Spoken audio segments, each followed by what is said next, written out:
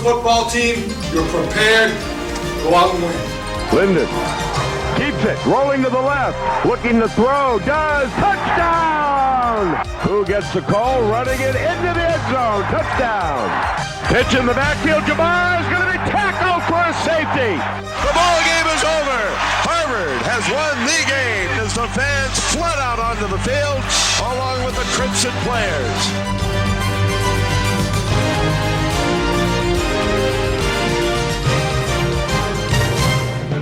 The 1996 season marked another chapter in the storied tradition of Harvard football. Harvard is the sixth winningest program in all of college football with 711 victories. And with 7 national championships, Harvard ranks as one of the most successful programs of all time. For this year's group of Crimson players, 1996 was an opportunity to add to the past glories of Harvard's gridiron greatness. Another building block in the foundation of a champion. Fellas, one of the reasons you play college football, the reason you work so hard is to get a chance to play in a game like this. 1, 2, 3, Crimson! Go, boys! Crimson players eagerly anticipated their third season under head coach Tim Murphy. Murphy had built a Yankee Conference champion at Maine and a nationally ranked program at Cincinnati, and he was determined to make the Crimson successful in Ivy League competition. Murphy's trademark multiple pro set offense helped the Crimson set a school record with 572 yards in one game last year. With the return of All-Ivy League selection Ian Hu, an exciting tailback just yards shy of becoming the school's all-time leading rusher, and receiver Colby Skelton from Michigan, the second leading pass catcher in school history, the offense had the foundation for a successful season.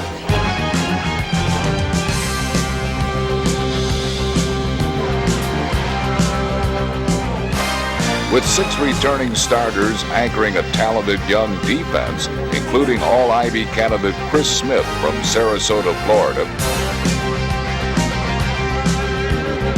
and junior defensive back Jeff Compass. Harvard fans were hopeful that the Crimson would bring them lots of good cheer in '96. With a 118-yard effort against Columbia, Ian Hu became the #1 ground gainer in the history of Harvard football. And the Crimson defense followed that up with a strong performance against Bucknell, holding the Bisons to just 101 total yards in a 30-7 victory. Coach Murphy's defense was clearly the most improved part of this 1996 squad. The Crimson defensive unit was ranked among the top 10 in Division I AA in both total defense and rushing defense, giving up nearly 125 yards per game less than last season. And the 164 points scored on them was the lowest total allowed by a Harvard defense in nearly 10 years.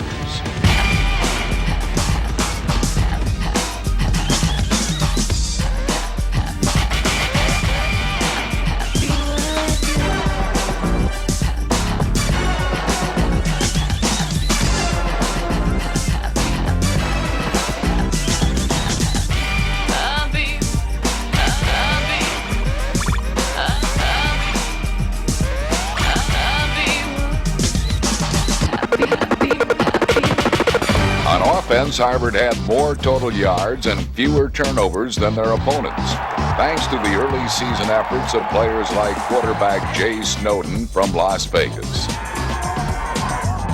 and receiver Colby Skelton. Skelton burned Cornell with 9 catches, the most for a Crimson receiver in a game since 1988. On both sides of the ball, it was clear that this Harvard team was destined to put a big hurt on some old rivals. And this was no more evident than in the Crimson's victories over Holy Cross and Princeton. Against the Crusaders, quarterback Rich Linden, starting in place of the injured Jay Snowden, led the Crimson to a 21-0 halftime lead. Harvard's defense had a season-high 5 sacks and forced 4 turnovers. 2 of them interceptions by sophomore Derek Yankoff from San Juan Capistrano, California. Against Princeton, Coach Murphy's troops dominated the defending Ivy League champion Tigers from start to finish. The defense shut down the Tiger attack, holding Princeton to 185 total yards for the game, and just 54 yards on the ground. Harvard's defense also put points on the board. Steps up in the pocket, somebody got a hand on him, throws it out, and it's intercepted back at about the 37-yard line. Derek Yankoff picks it off. He's still on his feet at the 50. Yankoff going to the 40, breaks the tackle, and Yankoff is still going. Yankoff at the 20 with a blocker ahead, cuts it back inside. He will go into the end zone for a touchdown. Got a great read off the quarterback, luckily, or what I'd call a great read, and came up with a ball, luckily, and looked downfield. I think everybody on our defense got a block. I didn't have to work that hard, and everybody just laid a block for me and ended up getting lucky. Yankoff's 63-yard scamper was the longest interception return of the season for the Crimson. The offense was equally effective, both on the ground and through the air, with 274 total yards, and controlling the ball for nearly 37 minutes. With 127 yards rushing, Ian Hu proved to be the offensive star of the game, who punished the Tiger defenders, earning his 4th 100-yard game of the season. In his second start, freshman quarterback Rich Linden, listed 4th in the preseason depth charts, completed 70% of his passes, including a touchdown to Mark Dracos. The 24-0 victory was the Crimson's first shutout in nearly 4 years, and the first time since 1973 that Princeton had been held scoreless in an Ivy League contest. The win also gave Harvard the first leg up on the 1996 Big Three championship. Harvard's 4th win in its last 5 road games set up an exciting showdown with league-leading and undefeated Dartmouth at Cambridge. The Crimson and the Big Green met for the 100th time in this traditional rivalry, and the fans were treated to a thriller. Harvard gained more yards, had more first downs, and held the ball longer than their ancient 8 opponents. The contest was a defensive struggle throughout, but fate would frown on the Crimson as Harvard's last-second field goal attempt hit the upright as Dartmouth prevailed. The culmination of every Harvard football season is the game. And as Crimson fans from all over the country enjoyed the atmosphere surrounding one of the most heated rivalries in all of college sports, the Harvard players were focused on football, knowing that a win over Yale would give them the Big Three title. On a beautiful fall afternoon at Harvard Stadium, the Crimson looked to end their season with a win and spoil Yale coach Carmen Koza's final game after 32 years on the sidelines. The first quarter showcased Harvard's defense, ranked 4th in Division I AA against the run and 14th overall, as the Crimson kept Yale pinned in its own territory. On offense, Harvard used a balanced attack to move downfield. The Crimson drove 65 yards in just over 3 minutes.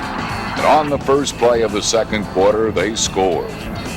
Linden keeps it, rolling to the left, looking to throw, does, touchdown! Andy Lawrence in the back of the end zone, and Harvard is on the board first. On their next series, the offense took over at their own 40, and when Colby Skelton broke loose on a reverse, the Crimson had a first and goal. And Ian Hu did the rest. Power eye left with Ackle and Storch in front of Hu. Hu gets the call, running it into the end zone. Touchdown! The Crimson defense continued to pressure the Bulldogs, picking off 2 Yale passes in the first half. and giving the Harvard offense another golden opportunity to score. Linden, quarterback draw, gets a block from Kent. Touchdown! Mike Kent threw a block at the 5, and Rich Linden was all alone. Harvard touchdown. With a 21-0 halftime lead, Harvard didn't let up. The defense found new ways to stop the Yale offense.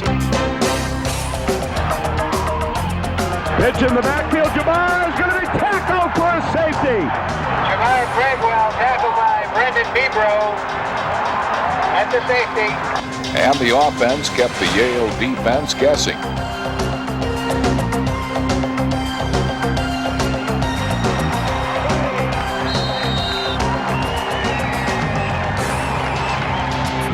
The Crimson could smell victory, and they were determined to let nothing stand in their way. Final score, Harvard 26, Yale 21. And the celebration began for the proud and victorious Crimson. All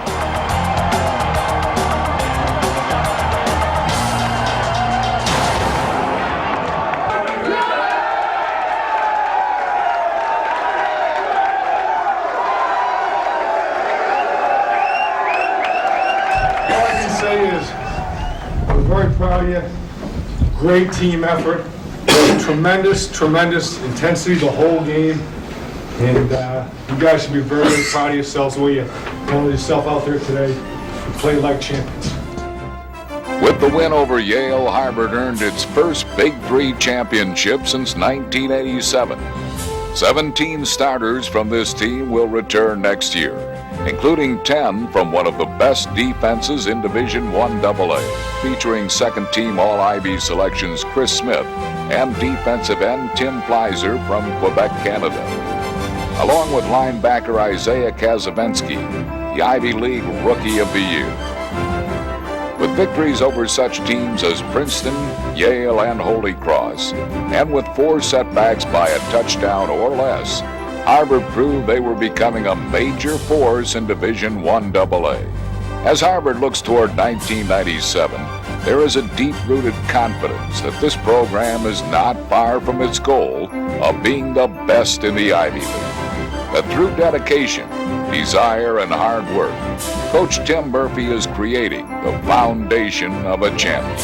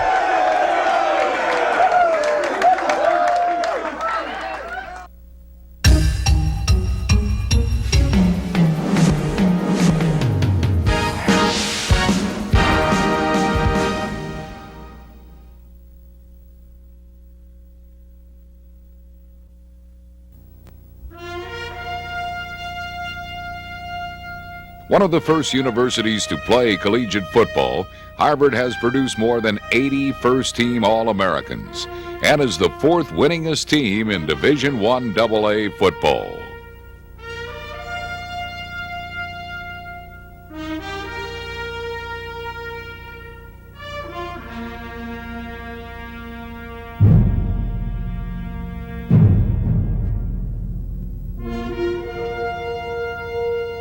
Over 700 victories and 7 national championships, the Crimson have built a legacy of success that continues to grow.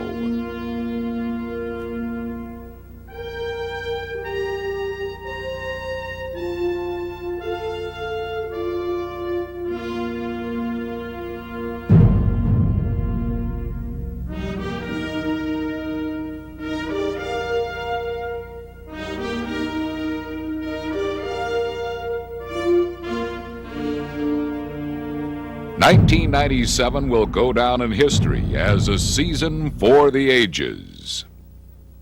On behalf of the 1997 Harvard football team, and especially the senior class, we accept the 1997 Ivy League Championship Trophy.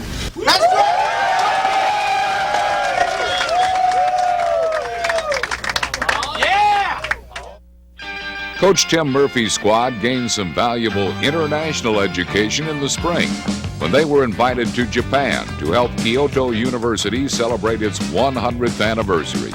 始まりました。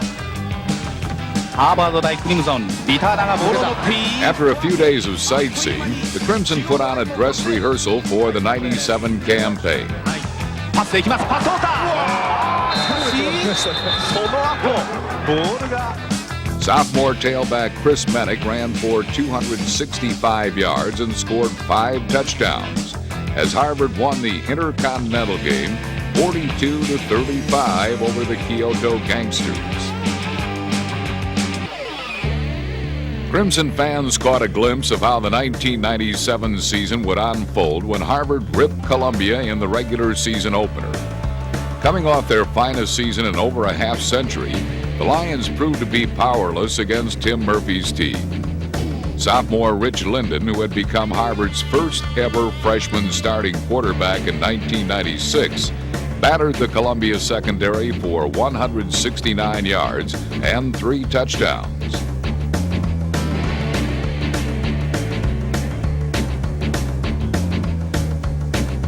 Harvard's defense took the roar out of the Lions, picking off 3 passes and holding the visitors to just 9 first downs.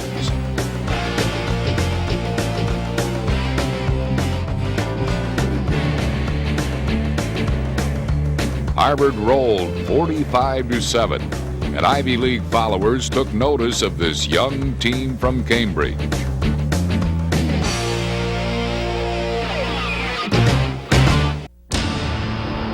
Harvard jumped to 2-0 for the first time since 1990 as they survived a wild shootout with Lehigh. Sophomore wide receiver Terrence Patterson pulled in a pair of Rich Linden touchdown passes, the first 2 scoring catches of his career.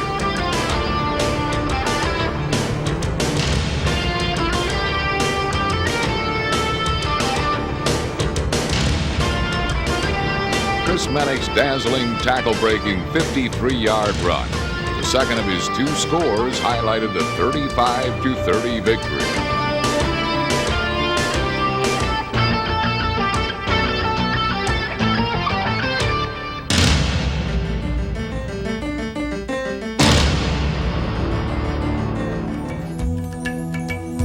Harvard's non-league schedule continued as Kobe Skelton moved to number 1 on the school's all-time reception list with 109 catches for 1,622 yards, replacing former Cincinnati Bengal Pat McAnally.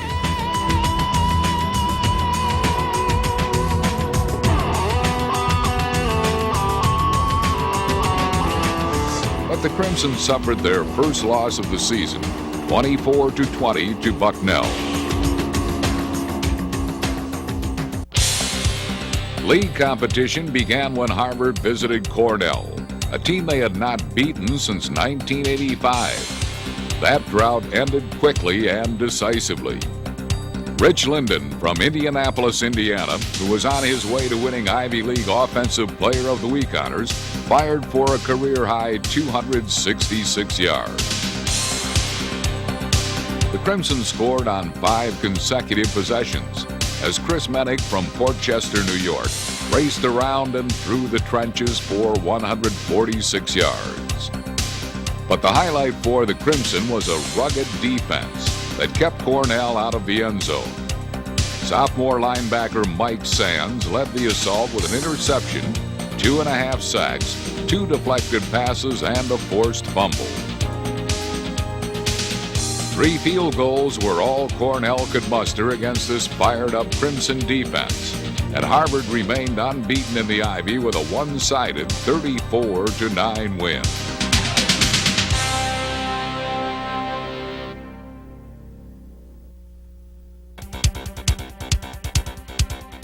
Hometown rival Holy Cross provided the opposition on a beautiful day in Cambridge, Massachusetts.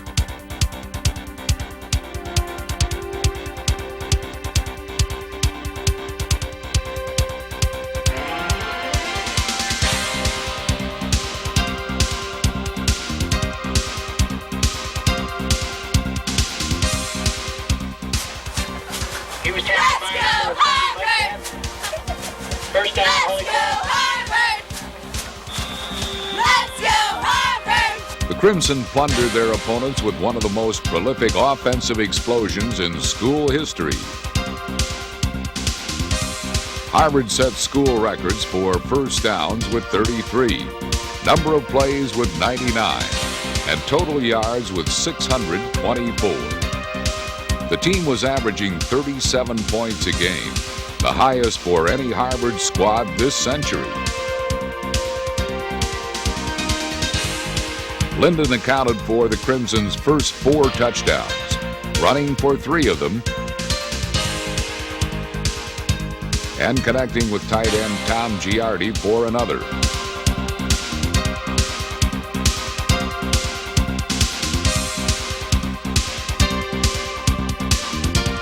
Then Chris Mennick took over, running behind an outstanding offensive line led by consensus All-Ivy League tackle Matt Burke from St. Paul, Minnesota. Mennick, the 182-pound tailback, scored his team's final 3 touchdowns while pounding out a game total of 261 yards, second highest in school history.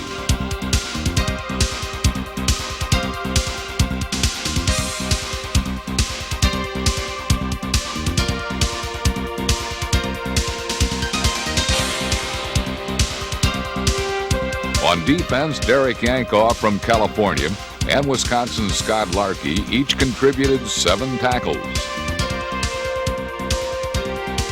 When the exciting afternoon was complete, Harvard had battered Holy Cross 52-24.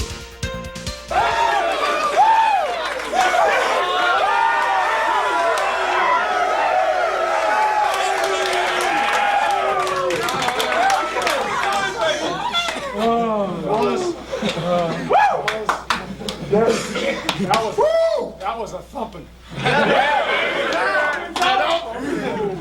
Bottom line is, great job of execution on both sides of the ball in the kicking game.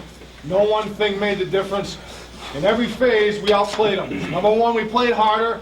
Number 2, we executed better. When you do those 2 things, everything takes care of itself.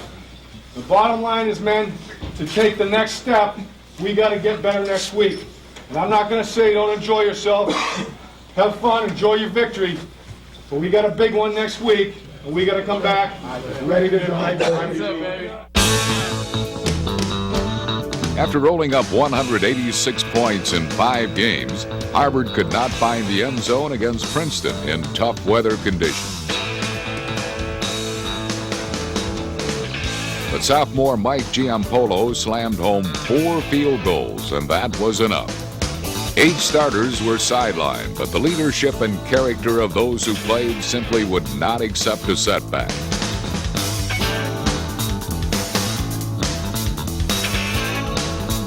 The Crimson defense held the Tigers to just 12 points and set up the winning kick when Isaiah Kasavinsky recovered a Princeton fumble.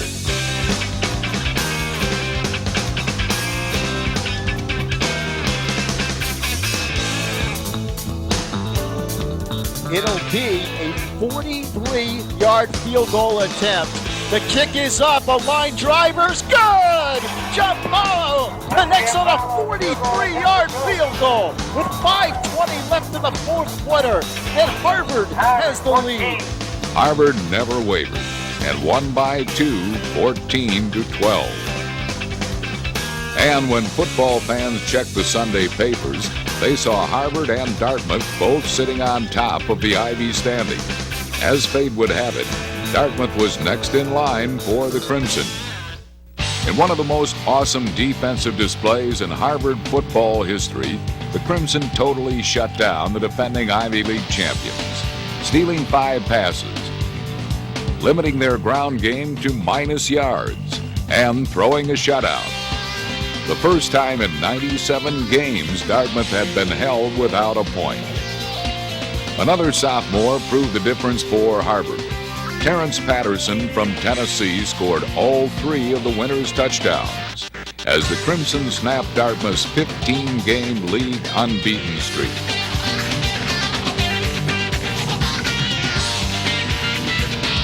The convincing 24-0 win put Harvard in sole possession of first place in the Ivy League. With the focus now solidly on a championship, the Crimson controlled their own destiny. 3 games remained, each one a critical showdown. Brown came first in this season-ending triple-header. The Crimson fell behind, but this was a never-give-up team. Faced with a 4th and 2 on the Brown 15, Tim Murphy gambled for 7 rather than 3. The risk brought rewards on a touchdown connection between Linden and Damon Jones. Momentum swung Harvard's way. Chris Mennick shattered the record book and the Brown defense as he became the first Harvard runner to run for 200 yards twice in a season. He topped the 1,000-yard mark and banged into the end zone for 3 touchdowns. Led by Jeff Compass in the secondary, linebacker Isaiah Kasavinsky and defensive end Chris Smith of Sarasota, Florida, the Crimson put a roadblock on the end zone through the final 3 periods. The result, a 27-10 win over Brown. In one of their most important games of the decade, Harvard welcomed Penn to the stadium. Although it was the sophomores who wrote the headlines this day against the #1 defense in the league, it was the 16 seniors who were the heart and soul of this Crimson squad. Rich Linden threw for 212 yards, 2 touchdowns, and ran for another score, winning Ivy Player of the Week honors for the 2nd time. Chris Smith became the school's all-time sack leader, and defensive back Glenn Jackson picked off a pair of passes, returning 167 yards for the score. Harvard blasted Penn 33-0. The first shutout against the Quakers by any Ivy opponent this decade.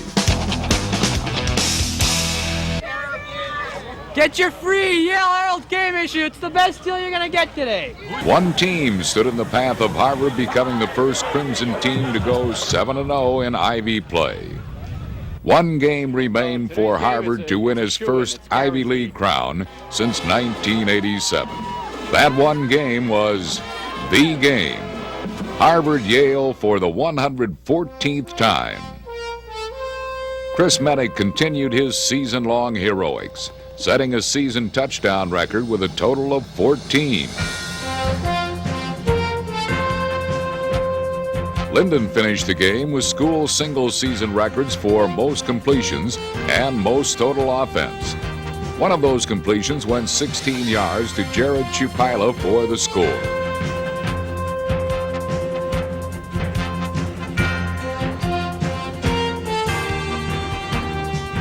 The defense threw 7 sacks at Yale and repeatedly wiped out their attempts to get more than 1 touchdown. Junior Joe Weidel blocked a field goal attempt. Senior Jason Hughes plastered Yale's quarterback to pick up one of those 7 sacks late to help wipe out a Bulldog threat. And senior safety Jeff Compass added some key tackles and put blanket coverage on Yale receivers. It wasn't easy, winning all 7 Ivy League battles for the first time in Ivy League history. But this courageous Harvard squad never faltered. Their 17-7 triumph in the game proved the crowning achievement of a year that might well be called a season for the ages. A team built on talent, heart, and pride accepted the award it most desired. On behalf of the 1997 Harvard football team, and especially the senior class, we accept the 1997 Ivy League Championship Trophy. Let's go!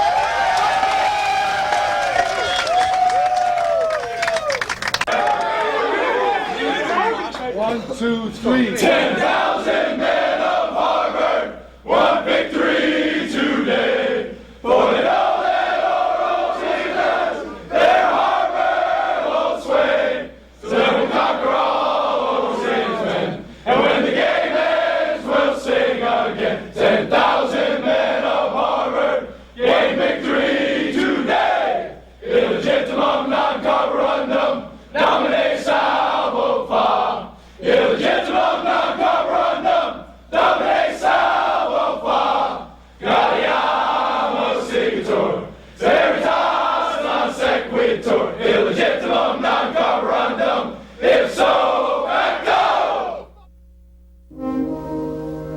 These champions were an explosive team that scored more points than any other Harvard team this century and became the first Crimson squad to win 9 games since the 1919 Rose Bowl team. It showed great depth as it overcame adversity. It showed leadership to carry it through some rugged challenges. And it showed a bright future as a talented group of underclassmen played key roles. With all its accomplishments, Coach Murphy's 1997 Harvard Crimson will certainly go down in history as one of the most successful ever. A team that set its goals high and then reached even higher. They made 1997 a season for the ages.